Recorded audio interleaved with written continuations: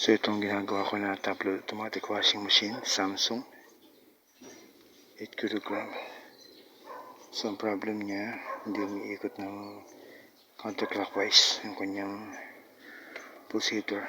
So puro clockwise lang. So okay naman yung spin dryer niya.